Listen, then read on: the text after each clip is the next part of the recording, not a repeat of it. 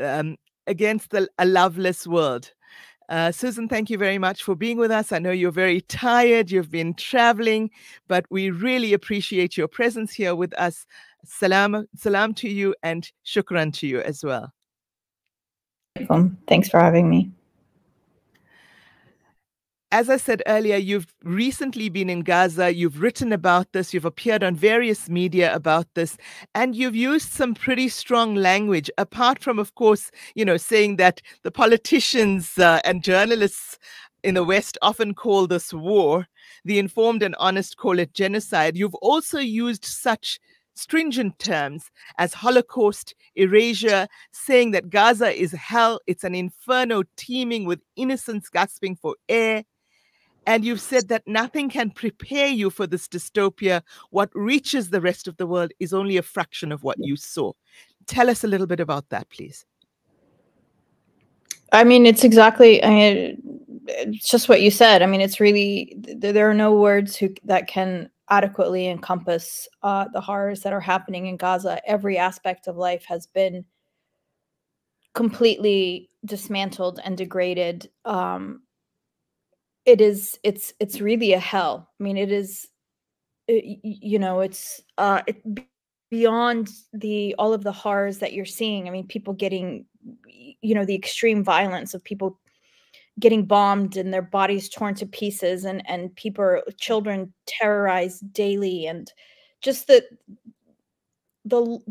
incomprehensible level of killing, the bloodbaths that Israel has unleashed on defenseless civilians, is set against this bleak backdrop of not just hunger and thirst, but just complete destruction of all the infrastructure of life. The ability to take a shower, the ability to have privacy, the ability to go to the bathroom, in a safe, clean bathroom, the ability to buy things, to sleep at night without the buzzing drones all over you. I mean, it is the ability to bathe, to walk down the street. It's horrific. Every function of life you can imagine has been degraded. Think of anything, and it has been degraded in horrific ways. Imagine people having to share 500 people sharing a single toilet. That doesn't really work. Think of all the things just surrounding that. As a woman, as a child, as a man, getting your menstrual period is so complicated without water, without sanitary napkins. Think of how that degrades a person to not be able to bathe for months. Sounds horrific indeed. Every bite of food, what little there is you take has sand in it, and there's nothing you can do about that. There's sand in your ears, in your nose, in every crevice of your body. It's all over your skin. It's in your eyes, and everybody's eyes are getting scratched. And people's eyesight is really being affected just by that. People's pulmonary functions, ability to breathe, is being affected because the air is so polluted with the dust that will not settle, the concoctions people are having to use in order to power vehicles, because there's no gasoline. It's these little things that nobody talks about. The utter terror that children live in, and the kinds of psychological trauma and breakdown. I mean, it's just unreal. It is just unreal. I can't even begin to imagine. It certainly sounds dystopian. You also wrote that, that the greenery has all been obliterated, that there's no trees left pretty much. And and the consequences of that down the line are going to be devastating even more. You've also, I know, visited animal sanctuaries, etc. And then you wrote with some delight about how you foresighted enough to take some coffee in, and that was appreciated so much by the where you were staying, where you were staying, and friends and family and others in Gaza. Just to give some indication of how much daily life has been devastated, that a simple thing like a cup of coffee can be so welcome. Yes. So, do you want to talk a little bit about the sort of environmental destruction and the plight of the animals there? I mean, I have written extensively about it. It's just, as I said, again, every aspect of life has been degraded. Animals are just, they're dying of starvation. They're eating each other. It's just, it is really horrific. They're getting slaughtered just like people. Um, I mean, everything is destroyed. Everything. I don't know how else to say this. Mhm. Everything you can imagine has been destroyed by Israel. They are a fascist Nazi state. I mean, I don't want to romanticize any like pleasure in coffee either.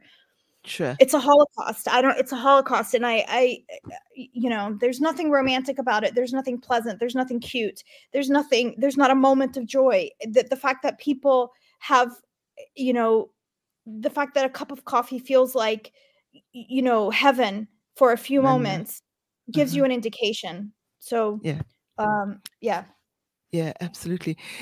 I'd really like to move on to talking about erasure, and not just the erasure of the people, which is horrific and horrendous enough, as you've stated, but also the devastation, the obliteration of any form of cultural identity, or the attempt at obliterating that, the erasure of memory. You've written again quite a lot about that. Can you elucidate a little bit on that as a writer as well, but also as someone who, as both an activist and a writer, is a keeper of memory and a keeper of culture? So again, the settler colonialism depends on the obliteration of the native person. And, while military force death and dismemberment accomplishes the removal of bodies, the removal of humans and societies, it does not accomplish the erasure of memory and the attachment to the land that indigenous peoples have. So that requires a lot more effort. And so Israel, not only destroys people's past by, on an individual level, by destroying their house full of memories, full of photos, full of family Mhm, documents, books, etc., but also they target the museums, cultural artifacts. mhm, Archaeological excavation sites have been destroyed as well. The oldest mosque in Gaza has been bombed. The oldest church in Gaza has been mhm, bombed. These are this is part of our cultural identity and our roots in the land. So of course they target those. And then on top of that, then they target all of the intellectuals, and anybody capable of rebuilding or restoring memory, and likewise all the universities, in order to eliminate potential of the young to resurrect the memory. So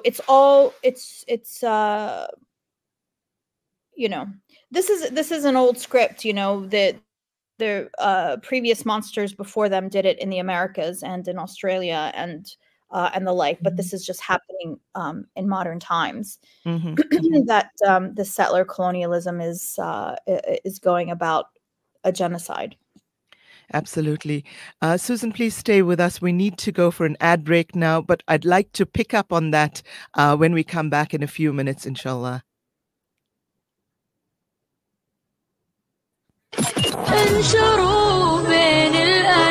Salam Media, your spiritual companion this Ramadan. Southern Africa Dawa Network is a non-profit organization striving to uplift the disadvantaged and empowering through education and dawah. Donate to the SADN centers, the M.A. Motala Islamic Center, as well as our Islamic centers in Amoti, Imtalumi, Botshabelo and Castile. Donate your zakat and lillah today. Contact Farooq Sheikh 076-321-0650, Yusuf Mohammadi 072-259-3457, or the SADN head office 031 304 8000. Our account, Standard Bank, account number 050-856-294 for your zakat, or 050-879-790 for your lillah. Dawah through education, education through dawah, the Southern Africa Dawah Network.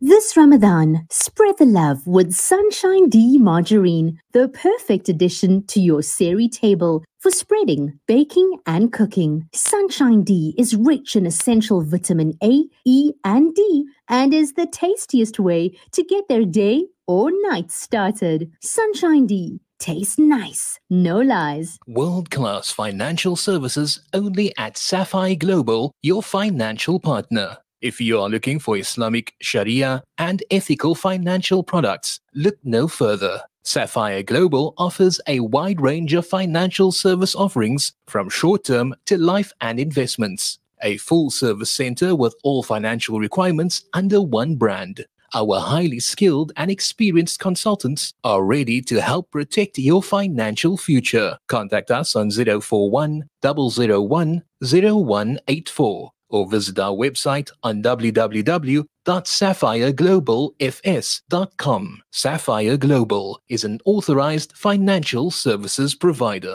The Prophet, peace be upon him, said, "The best of you are those who feed others." This Ramadan, join Penny Appeal South Africa in changing lives through Feed Our World. Provide food packs, hot meals, and sustainable food gardens. Make it count. Visit www.pennyappeal.org.za or call 031 1100 573. Abu Huraira narrated that he heard the Prophet Muhammad, may the peace and blessings of Allah be upon him, say, "In black seed there is a healing for every disease except death." This Ramadan, experience the health benefits of this ancient blessed seed by using the Tib Black Seed range. Black seed assists the body to boost immunity, regulate blood sugar levels, reduce inflammation, and act as a potent antioxidant. Experience a holistic approach to health by introducing the Tib Black Seed range into your Ramadan routine. Available in capsules, pure cold-pressed oil, and a vapor rub. Trust Tib Health Sciences for quality black seed products. For more information, visit blackseed.co.za. Available at leading pharmacies. Alhamdulillah. Muslims in South Africa finally have access to a fully Sharia-compliant emergency medical takaful and wellness product. As an industry first, Emergivac Sharia offers up to 575,000 Rand emergency medical cover at a private hospital for you and your family. Plus, you receive 24-hour access to private ambulance evacuation, 24-hour armed response services, roadside home, and even appliance assistance services. Emergivac Sharia offers you and your family priceless emergency medical cover at a fraction of the cost of traditional private healthcare. Simply download the Emergivac app and register online or SMS Sharia to 40777. Emergivac Sharia, for when serious emergencies require seriously fast response. You are listening to Salam Media live from our headquarters in South Africa. This is Salam Media, keeping you company this. Assalamu alaikum and welcome back to News and Views with me, Aisha Kaji, on Salam Media this morning. We've been chatting with Susan Abdulhawa, world-renowned author and rights activist. She's a Palestinian, currently in Doha, and was recently in Gaza. We seem to have lost her connection. So I'm going to, while we try to get her back, I'm going to actually read from her article that was recently published last week in the Electronic Intifada. And many of you will know Susan from her beautiful books, Mornings in Jenin, Against the Loveless World, and Between the Blue Between Sky and Water. So she says about her recent trip to Gaza, how does one reckon with a total erasure of your existence in the world, your home, family, friends, health, whole neighborhood and country? Before we went for the ad break, she was talking about there being no photos of your family, wedding, children, or parents left. Even the graves of your loved ones and ancestors bulldozed and destroyed. All this while the most powerful forces and voices vilify and blame you for your wretched fate. She goes on to say, genocide isn't just mass murder. It is intentional erasure. Erasure of histories, of memories, of books, and of culture. Erasure of the potential in a land. And this is what I was going to engage her on now. The potential. If you are erasing the hope, especially in children, if you are erasing their access to education, imagine those of you who have children, even those of you who don't, who know children, imagine children without hope. Imagine children without an education. Imagine children, unfortunately, maimed with amputated limbs, etc. She goes on to say in this beautiful piece of writing, erasure is the impetus for destroying homes, schools, places of worship. Susan, before the break, told us about the obliteration of the last museums and masjids and churches in Gaza. These are the repositories of culture, a deliberate attempt to erase a people's culture. She goes on in this piece to say, genocide is the intentional dismantling of another's humanity.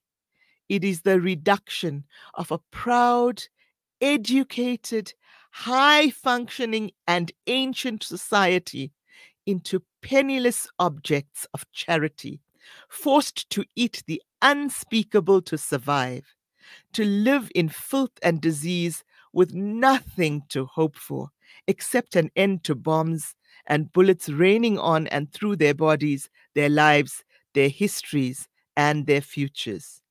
No one can think or hope beyond what might come after a ceasefire. The ceiling of the hopes of Gazans at the moment is a minimal one. It's for the bombing to stop. It's a minimal recognition of the humanity of Palestinians who have been systematically dehumanized by the colonial occupiers for the last 7 decades. She finishes with, despite Israel cutting power and internet, Palestinians have managed to live stream a picture of their own genocide to a world that allows it to continue. But history will not lie. It will record that Israel perpetrated a Holocaust in the 21st century. Unfortunately, it seems that we have lost Susan, that we're unable to get her back online. So we're going to very shortly go for another ad break before we take our next guests on the keffiyeh. And please join us for that. We're going to take a deep dive into the symbolism behind the keffiyeh that so many of us wear. And please join us for that. But please also, I urge you, go and find Susan Abdulhawa's searing, harrowing, but beautifully written piece in the Electronic Intifada.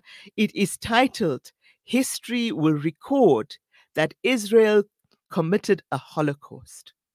And with that, we thank Susan Abdulhawa and go to an ad break.